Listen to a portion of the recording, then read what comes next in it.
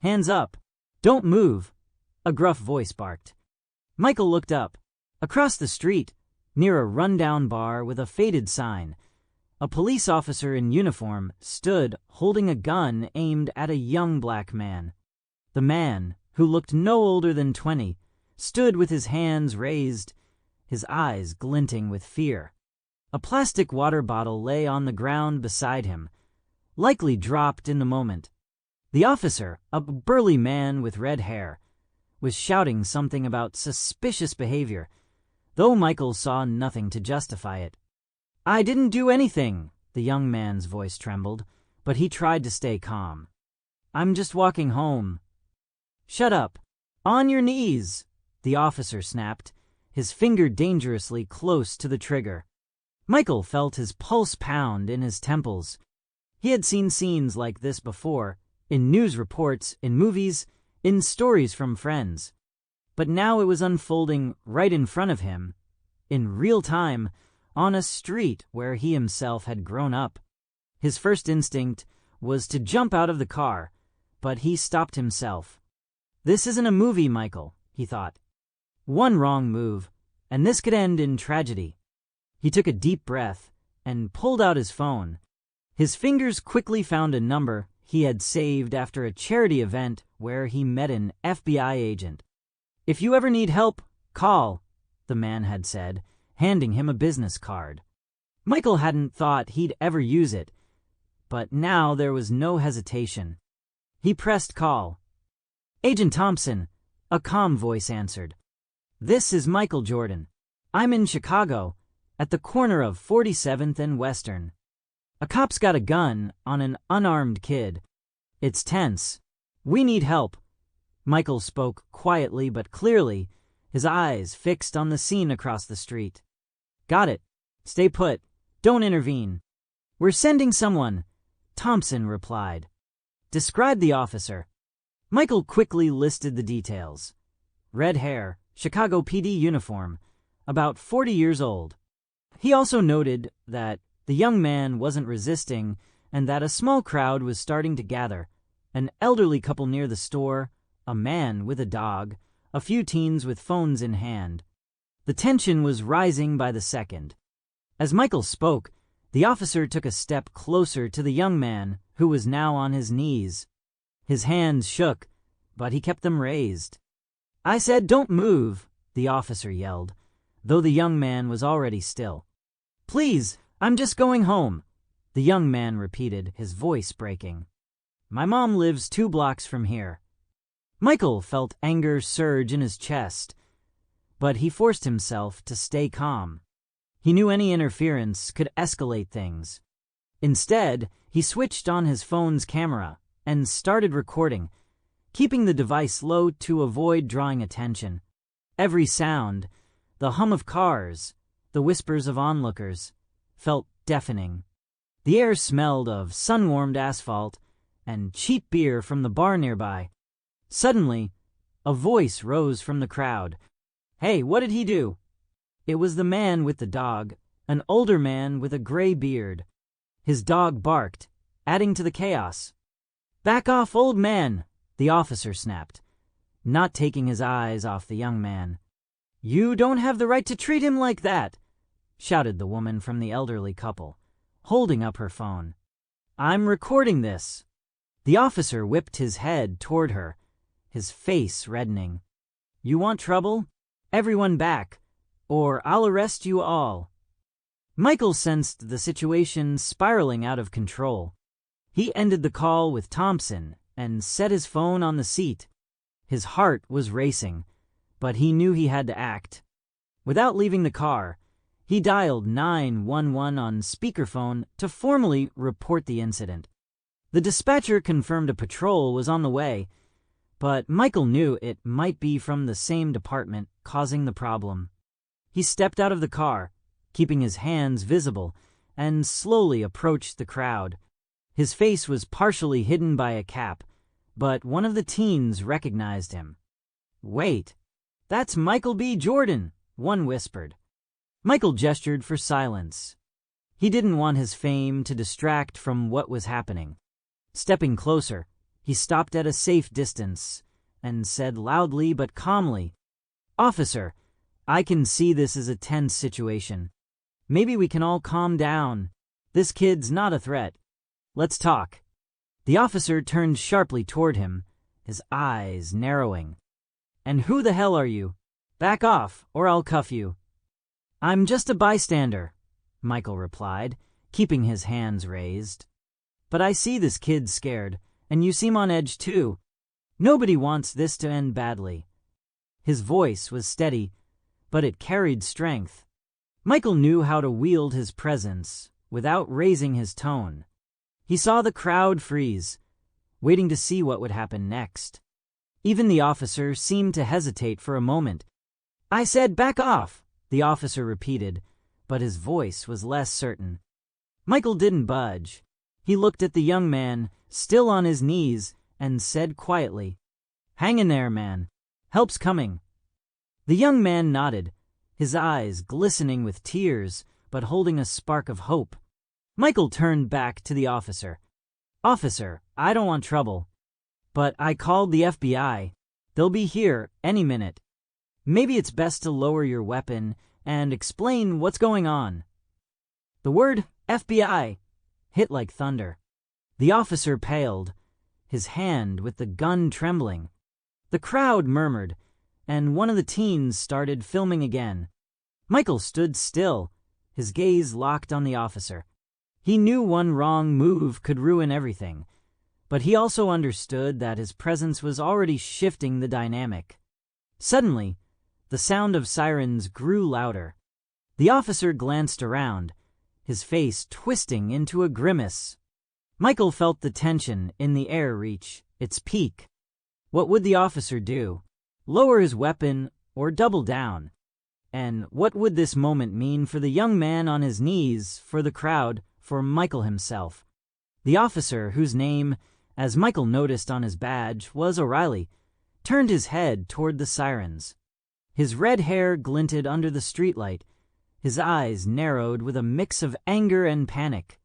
The gun in his hand was still aimed at the young man, but he looked less certain now. Michael's words about the FBI seemed to have struck a nerve.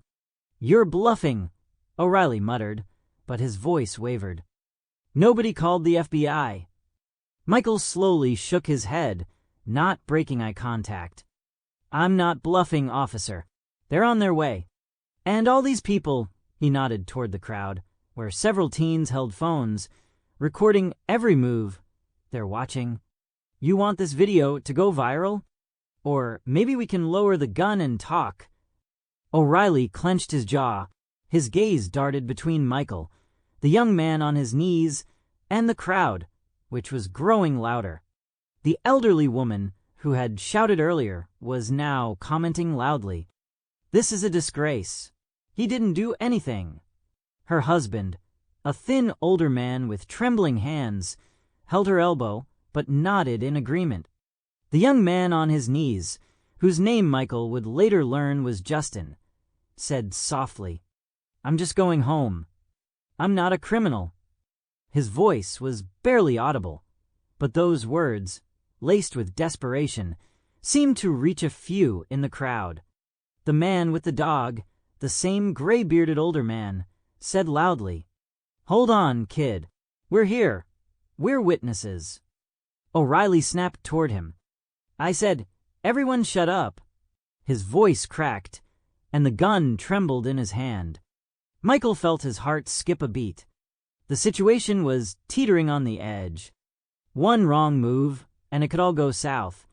He took a small step forward, keeping his hands raised, and said calmly, "Officer O'Reilly, I get that you're doing your job. But look around. This kid's not resisting.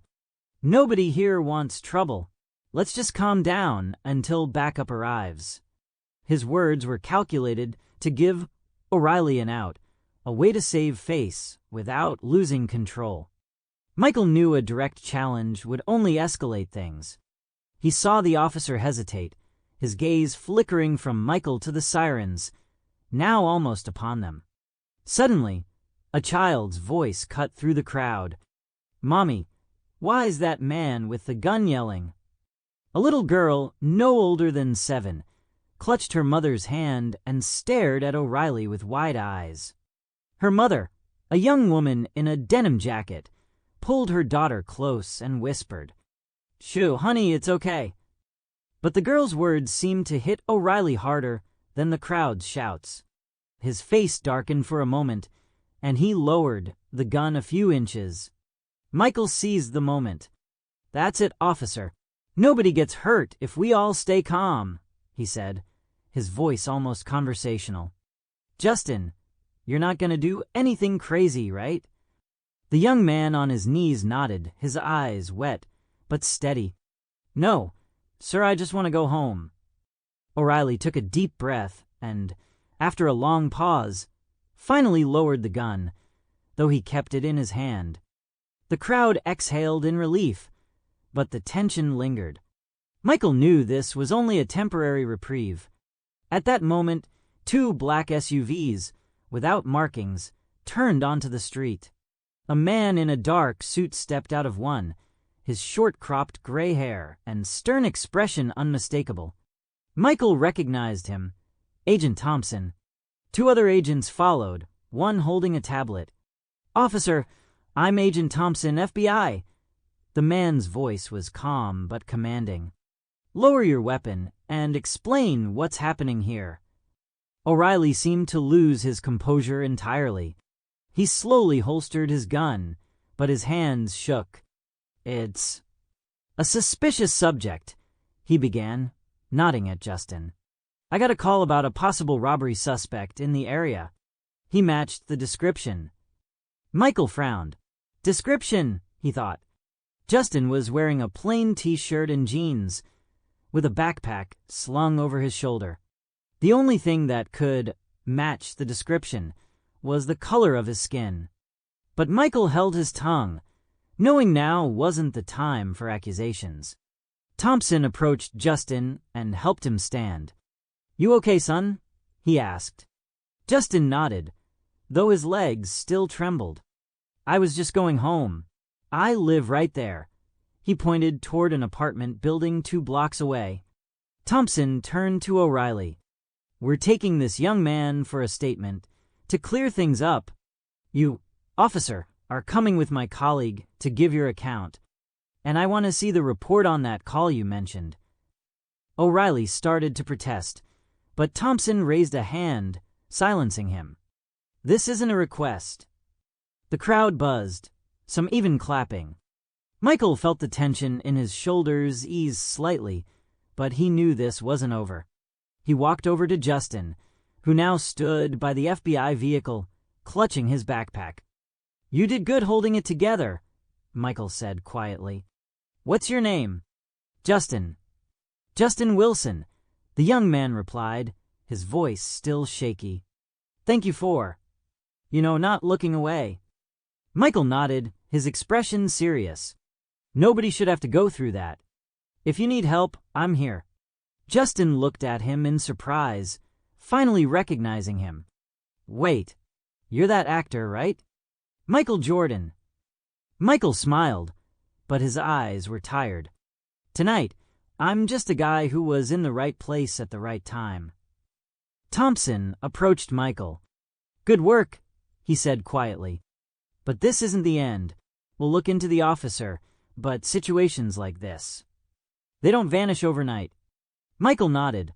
He knew that better than most. But something about this night, the look in Justin's eyes, the little girl's voice, the crowd's support, gave him hope.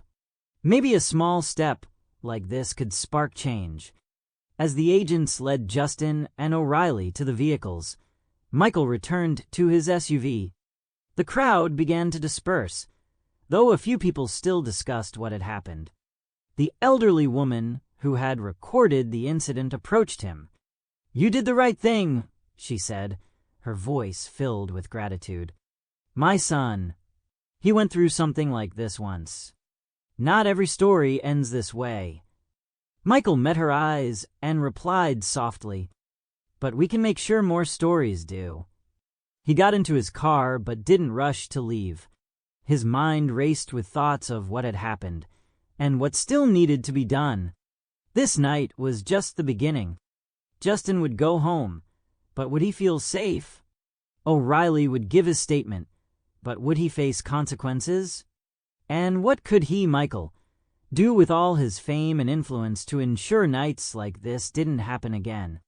He pulled out his phone and opened his notes.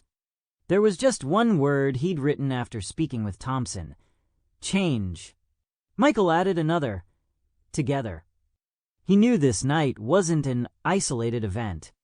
Justin, the frightened young man with a backpack, was one of thousands facing injustice because of the color of his skin.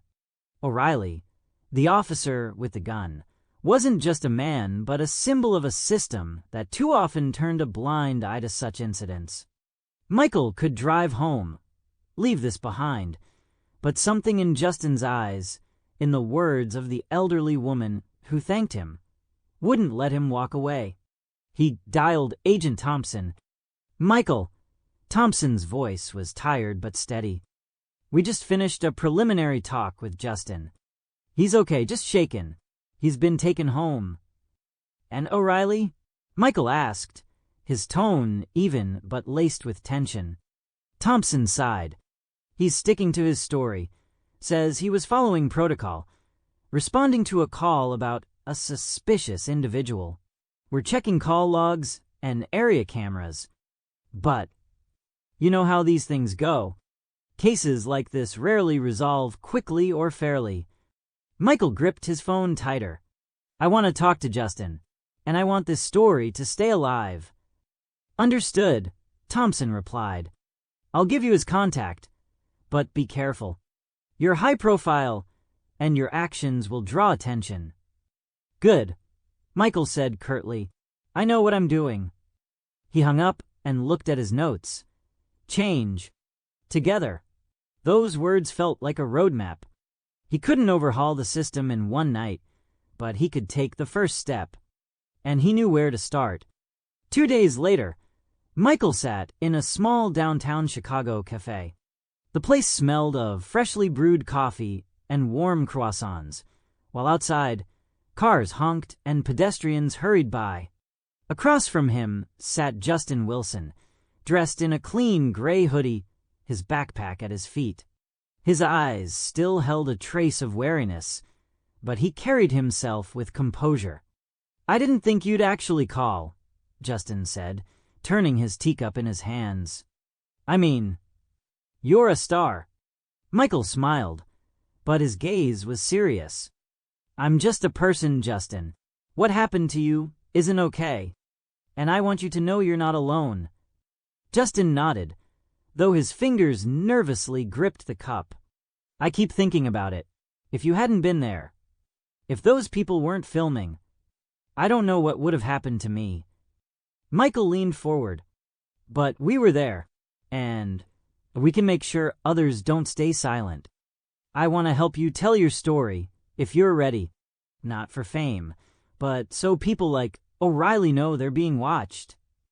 Justin was quiet for a long time, his gaze wandering over the table. Finally, he looked up. "My mom. She's scared that if I speak out, it'll only make things worse. But I don't want anyone else to go through what I did." Michael nodded. "Then we'll do it right. I'll connect with people I trust, journalists, activists. We'll tell your story in a way that makes people think." Justin smiled. The first time during their conversation. "You know, I always thought people like you lived in a different world. But you're really here." Michael shrugged. "I grew up on streets like yours. I know what it's like to be judged before you even open your mouth." The next few weeks were a whirlwind. Michael used his connections to organize a press conference where Justin shared his story. He stood before microphones, his voice trembling but clear. "I'm not a criminal. I'm a student. I'm a son. I'm a person. And I deserve to walk the streets without fear." Michael stood beside him, not as a celebrity but as support, giving Justin space to speak. The video from that night recorded by onlookers, went viral. The elderly woman, Mary Evans, who had filmed on her phone, shared her footage with a local news station. Her interview, filled with outrage and pain for her son, who had once faced a similar ordeal, added weight to the story. Older Americans, especially those over 55, began discussing the incident fervently on social media, in churches, and at community meetings. "This could have been my grandson," one woman wrote in a comment. "It's time for change," another added. The FBI concluded its investigation. The call O'Reilly referenced was anonymous and lacked specific details. Area cameras showed no evidence of Justin's suspicious behavior. O'Reilly was temporarily suspended, and the Chicago Police Department faced public pressure for reforms. Michael didn't stop there. He founded a fund called Together for Justice, which supported youth programs in underserved neighborhoods and de-escalation training for police. At one event, he invited Justin to speak. The young man who, just a month ago, had knelt under a gun's barrel now addressed hundreds, his voice steady. "We won't change everything in a day," Justin said, gripping the microphone. "But every voice, every small step, is a start." Michael, seated in the front row, felt pride mingle with quiet hope. He knew there was still much work ahead. The system wouldn't change overnight, and not every story would have a happy ending. But that night on 47th Street, when he chose not to look away, had sparked something. 3 months later, Michael stood on the same street, near the old bar, now adorned with a new sign. The local community had raised funds to renovate it, turning the place into a hub for activists and youth. Inside, it smelled of fresh paint and home-cooked food prepared by volunteers. Justin was there, helping set up chairs for an evening seminar on citizens' rights. Michael looked at him and smiled. "You've come a long way, man." Justin laughed. "We've come a long way." Outside, Chicago's evening sky glowed pink again. The city's sounds, honking cars, children's laughter, distant sirens, blended into a single melody. Michael didn't know what tomorrow would bring, but he felt that this street, this story, these people had already changed something vital. And it was just the beginning.